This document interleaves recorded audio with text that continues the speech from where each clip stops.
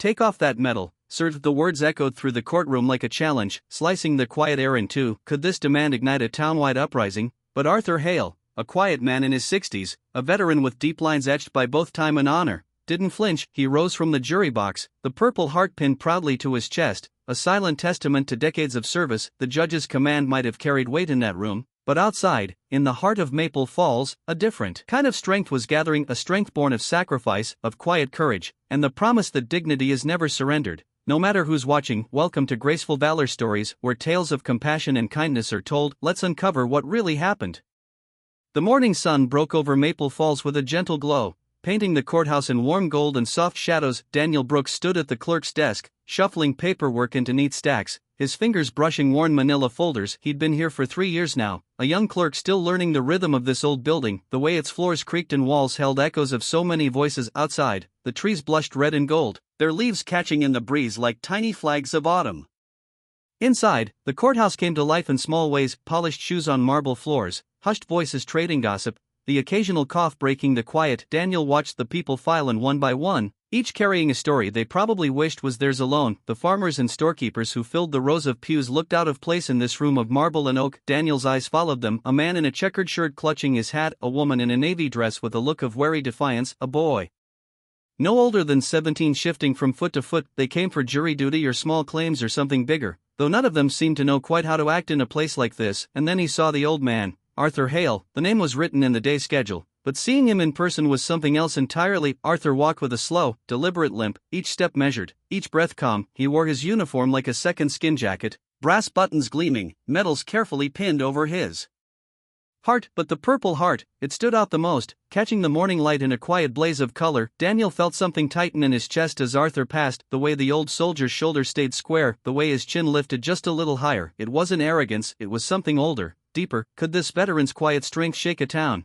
The people in the hallway fell silent as he walked by. Some looked away, uncomfortable in the face of that battered uniform. Others nodded, a small gesture of respect they probably didn't even realize they were giving. Arthur reached the courtroom doors and paused. For a moment, Daniel wondered if he'd stop altogether, if he'd turn around and walk back out into the sunlit morning, but he didn't. He pushed the door open with one hand, cane tapping softly at his side, and stepped inside. The courtroom was cold in the way only old buildings can be, a stillness that pressed in on every breath. Daniel felt it too, the hush that fell over the room as Arthur entered. The judge's bench loomed at the far end, dark wood polished to a near mirror shine, and at its center sat Judge Charles Beckett. Beckett was a man of rigid posture and sharp eyes, his black robe fitting like a suit of armor. He didn't look up as Arthur walked down the center aisle, not at first, but then as Arthur reached the table reserved for potential jurors, Beckett's gaze lifted and locked onto the medals across the old man's chest. His expression didn't change, but Daniel saw it in the small flicker of his jaw, the way he didn't like what he saw. Arthur took his seat at the end of the row, back straight, hands folded on his lap. Daniel watched from his desk, the clerk's log open but forgotten in front of him. He could feel the tension in the air, sharp and electric,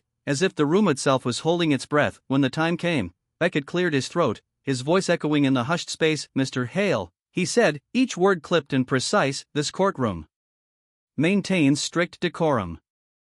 Your military regalia, while honorable, is not appropriate for these proceedings.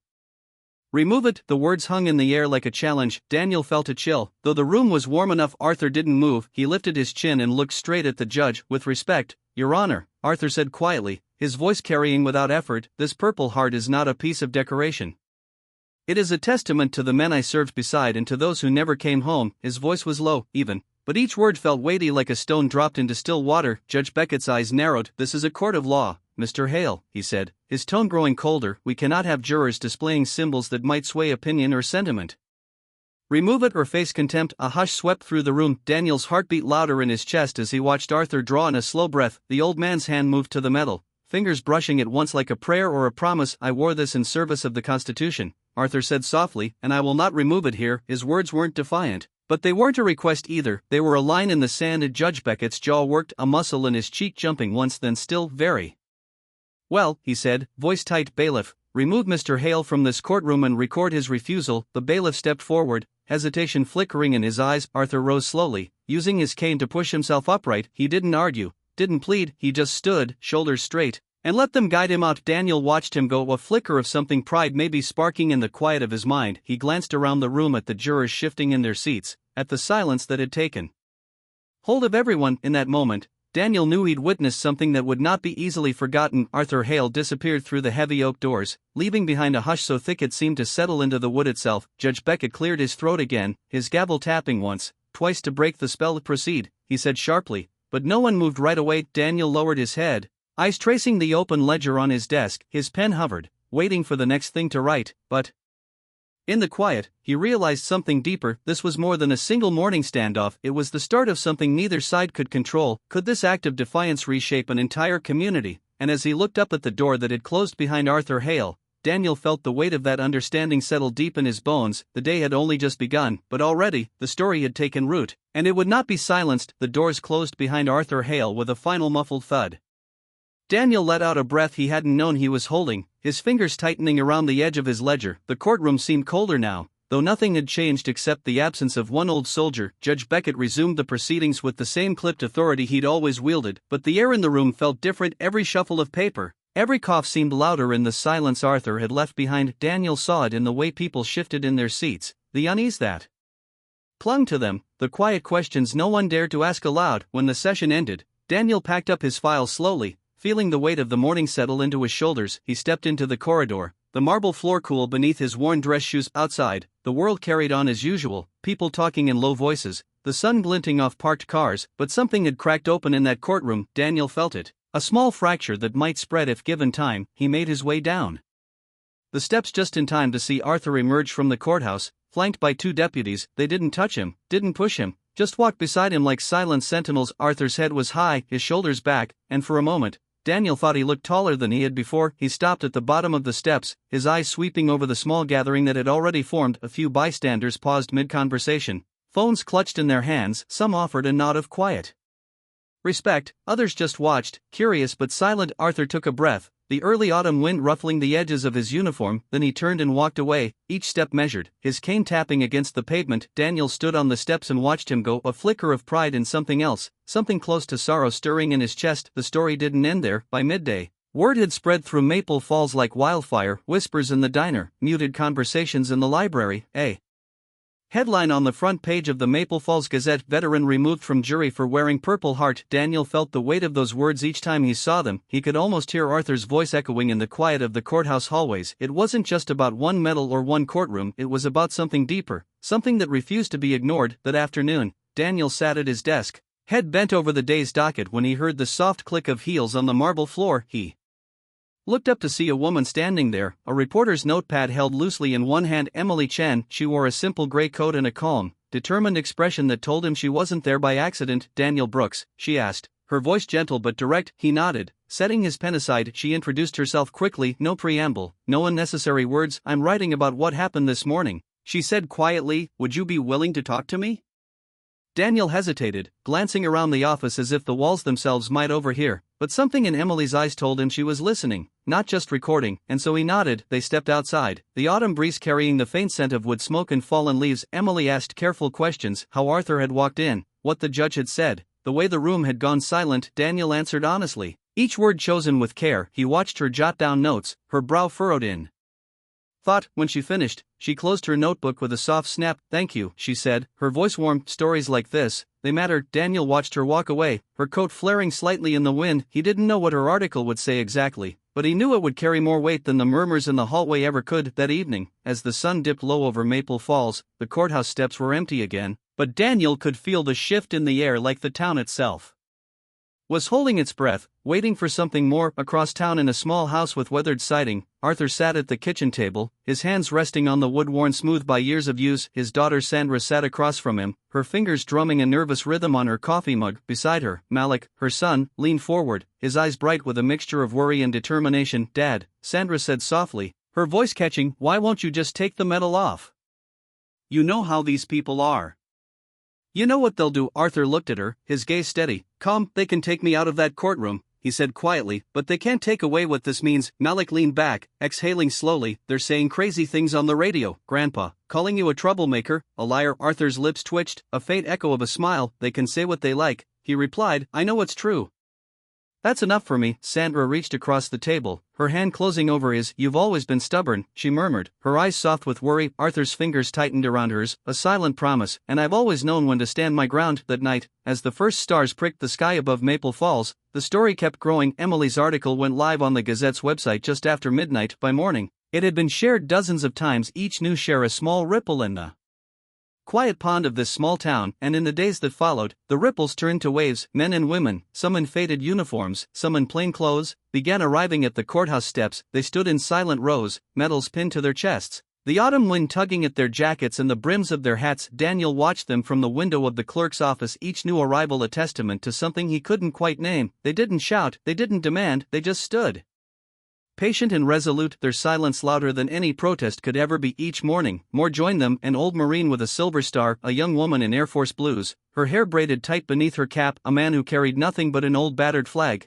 its colors still bright against the gray sky. Daniel stepped outside once just to see them up close. The weight of their presence settled over him like a blanket, warm, heavy, impossible to ignore. He found himself standing a little straighter, his own breath slowing in quiet reverence. They came for Arthur Hale, but more than that, Daniel realized they came for the promise that no sacrifice should be erased by a single man's command. They came because dignity, real dignity, can't be ordered away. Could this silent stand change the course of justice? At night, the lights in the clerk's office stayed on later than usual. Daniel worked quietly, filing papers, his mind replaying every moment of that first confrontation. But outside, he could see them still, those silent figures who refused to leave, their medals catching the glow of the street lamps like embers in the dark. And in the stillness, Daniel understood that this was just the beginning. The town of Maple Falls had always been a quiet place, a place where nothing much changed, but now it was waking up, and the story of Arthur Hale was no longer just his own, it belonged to all of them. As the days passed, the quiet strength of the veterans standing outside the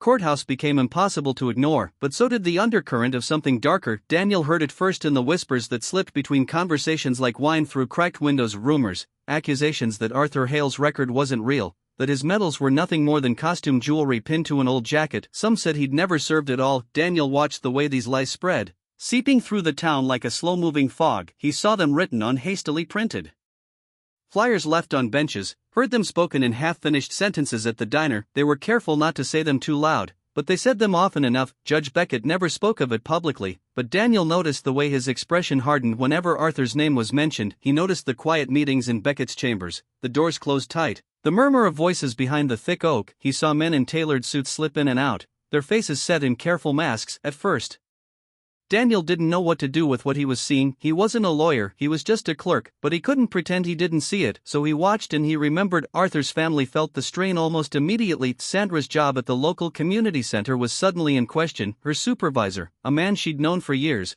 pulled her aside one morning, his eyes darting nervously. He told her there were complaints, that maybe it would be better if she took some time off. Malik, too, faced quiet threats. His professors began to question his academic integrity, though he'd never given them a reason to doubt him before. He came home one afternoon, his face pale, hands trembling with frustration. They're saying I forged my scholarship forms, he told his grandfather. I've never even thought of such a thing. Arthur listened in silence, his face unreadable. He didn't raise his voice or slam his fist on the table, he just nodded once as if he'd known this was coming. Sandra watched him, her lips pressed into a thin line. Dad, how can you be so calm? She asked, her voice shaking. Arthur looked at her then, his gaze steady. Because this isn't the first time, he said quietly, and because I will not let them steal my dignity. Not again. Daniel wrote it all down in his ledger, though it was never meant to be part of the court's record. He wrote it because it mattered, because one day, someone would need to know how far those in power had gone to protect themselves. In the middle of it all, Emily Chin kept digging. Her first article had been careful, measured, but the next one pulled no punches. She published a detailed investigation complete with court documents and interviews exposing the quiet, insidious patterns in Beckett's courtroom. She laid out the numbers for everyone to see, how black defendants were more than twice as likely to be dismissed from jury pools, how sentencing was harsher for those who didn't look like Beckett's golf partners, how Arthur Hale's quiet stand had simply pulled back the curtain on a system that had always been stacked against people like him. The morning the article went live, Daniel watched Emily walk up the courthouse steps, her eyes clear and unwavering. She didn't flinch when Beckett's clerk tried to block her from entering. She didn't waver when lawyers muttered behind her back. She knew exactly what she was doing, and she wasn't about to stop. The backlash was swift. Some called her a liar, a troublemaker, but others, many others, stood up for her, for Arthur, for what was right. By the end of the week, the courthouse was surrounded not just by veterans, but by neighbors, men and women who'd never worn a uniform, but understood what was at stake. They brought coffee and blankets for the veterans who kept their silent vigil. They left handwritten notes of thanks taped to the courthouse doors. Inside, Daniel watched as Judge Beckett's composure began to crack. He barked at clerks over small mistakes. He shuffled papers with an edge of panic that hadn't been there before. Daniel saw him one afternoon standing alone in his chambers, staring at the wall as if he could will it to swallow him whole. The tipping point came when the state's Judicial Review Board announced a special hearing, a formal inquiry into Judge Beckett's conduct. The date was set for a Monday morning. The courthouse would be open to the public and everyone would have a chance to see the evidence laid bare. That morning, Daniel arrived early. The sky was still streaked with dawnlight, but already the steps were crowded. Veterans in uniform, civilians in jeans and work boots, students with cameras slung over their shoulders, they all stood together, a silent line of witnesses. Daniel slipped inside, the quiet of the courthouse a sharp contrast to the murmurs outside. He settled into his usual place by the clerk's desk, his ledger open and ready, but today he wouldn't be writing docket notes, today he would be writing history. When Arthur Hale walked through the room fell silent. He wore the same uniform he'd worn on that first day, the metals shining softly in the morning light. His limp was a little more pronounced, but his back was straight as a young man's. Sandra and Malik walked behind him, their eyes fierce with pride. Emily Chen stood near the front row, notebook in hand, a small recorder clipped to her collar, and behind her, Daniel saw the faces of Maple Falls, old and young,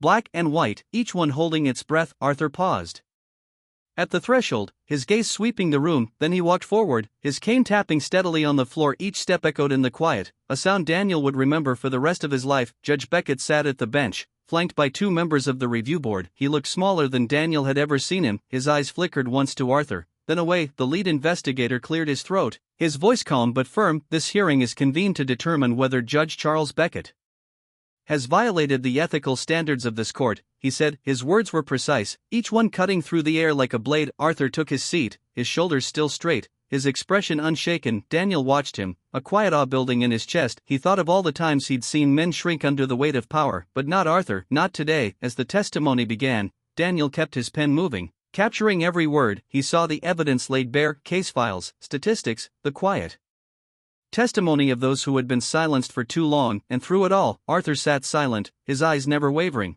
his hand resting on the metal over his heart. Outside, the veterans and neighbors held their ground, their silence as powerful as any speech. Inside, the walls of the old courthouse seemed to lean in listening, because this wasn't just about Arthur Hale anymore, it was about all of them, and it was about the kind of town Maple Falls wanted to be when the dust finally settled. The days that followed the hearing felt like the slow unfolding of a long-held breath in the courtroom. Judge Beckett sat rigid and silent as the review board read out its findings. They spoke of patterns of discrimination hidden behind gavel and robe, of a system that had let power fester instead of serving the people it claimed to protect. Emily Chen's articles were cited by name, each one a quiet hammer that had cracked the marble walls of Beckett's authority. The testimony of the veterans who stood outside, of the neighbors who spoke of fairness and decency, it all built a weight no man could ignore. And in the end, there was no place for Beckett to hide. He resigned 2 days later, the official statement as cold and formal as his courtroom had always been. There was no apology, no admission of wrongdoing, just a signature on a piece of paper and the slow fade of his name from the brass plaque outside the courthouse doors. Daniel watched as it was removed,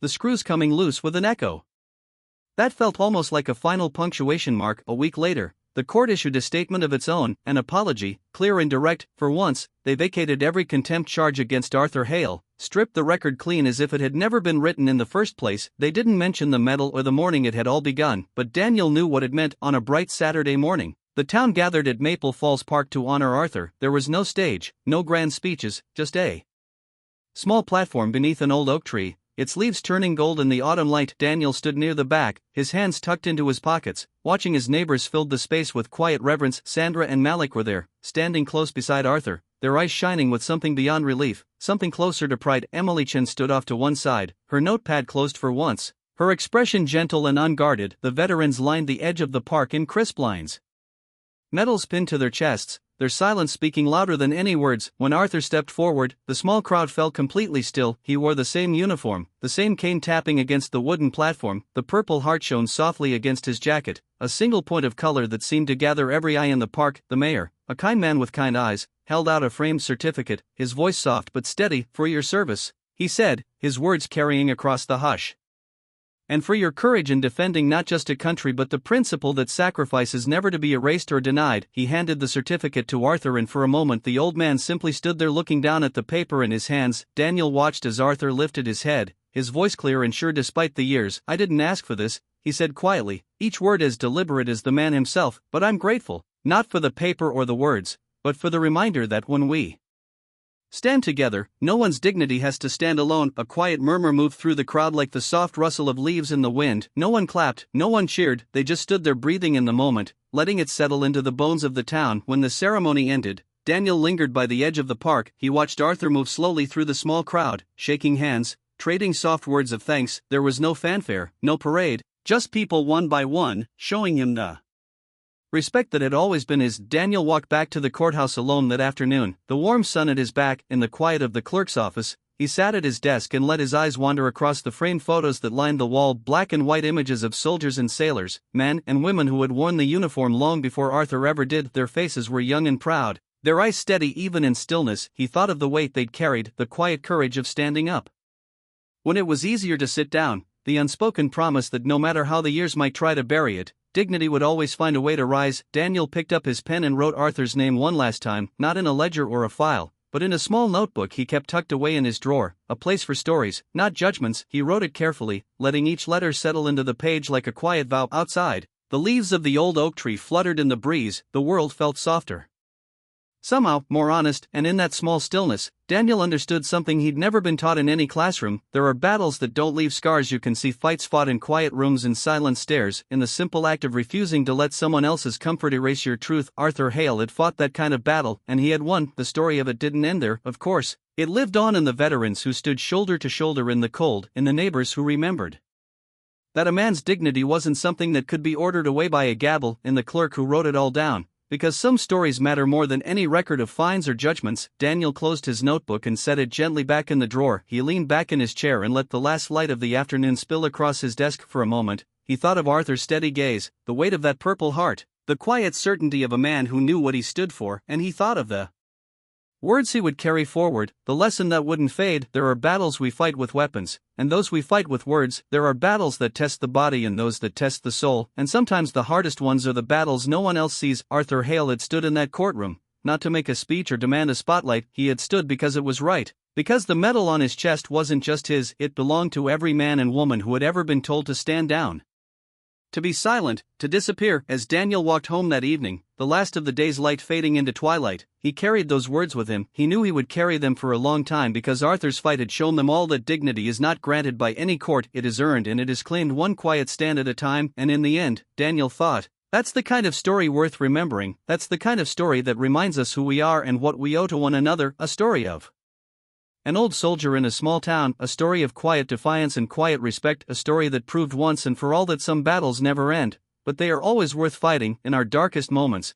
kindness still finds a way, often in the quietest places. Not everyone who helps wants recognition, some just need to know that today someone isn't going hungry, and sometimes that alone is enough to change a life. You may forget the story, but if no one retells it, history stays silent forever.